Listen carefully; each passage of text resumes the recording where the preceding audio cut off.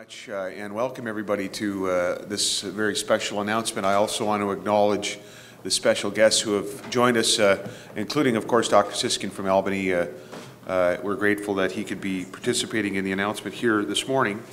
I guess we'll follow the text, my notes I have to some extent, but you know, before I do that, let me just say this. We know there are roughly 3,500 MS sufferers in the province of Saskatchewan. We know that we probably have the highest incidence of MS within the country, and that Canada itself as a nation has a high incidence of MS.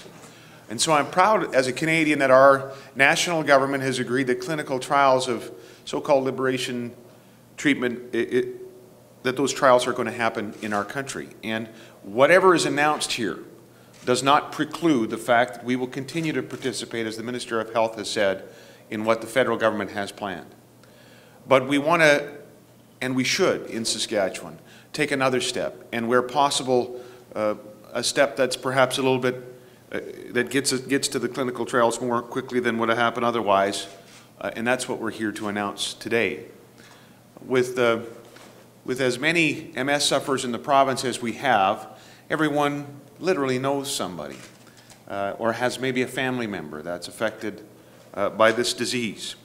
And we probably all picture them when we talk about it, when we read an article about liberation treatment, perhaps recounting positive stories of treatment that's been had, or maybe stories that aren't quite as positive in terms of those who've had the liberation treatment. But each time we encounter this disease, whether it's in terms of this new potential treatment or any other research, I think there's people that come to mind for each of us, and I'm no different than that.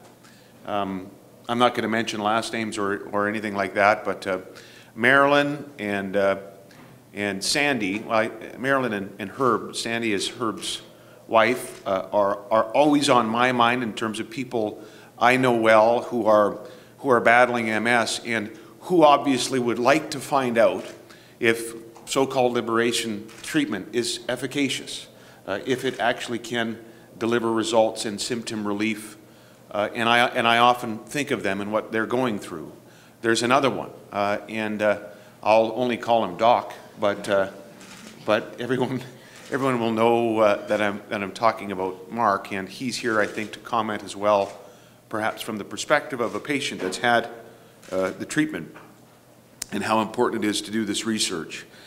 And so that's why today is a good day, because Saskatchewan, again, will step out in leadership in the country with our high incidence of MS, and we are going to move forward in partnership with Dr. Siskin at the trials in Albany, New York.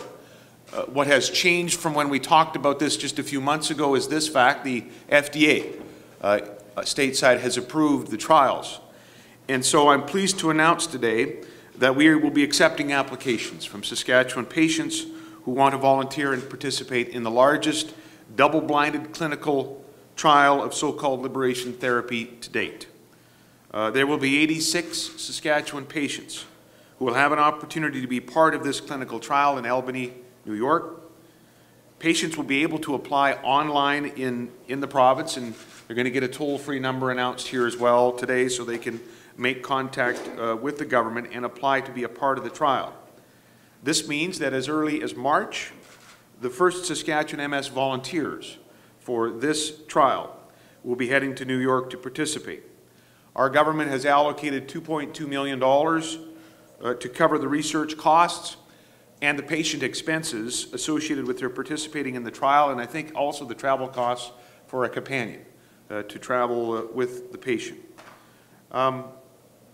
You've probably heard myself and Don McMorris, and I'm sure Mark talked about it in the recent campaign, highlight why it is that our government pursues economic growth.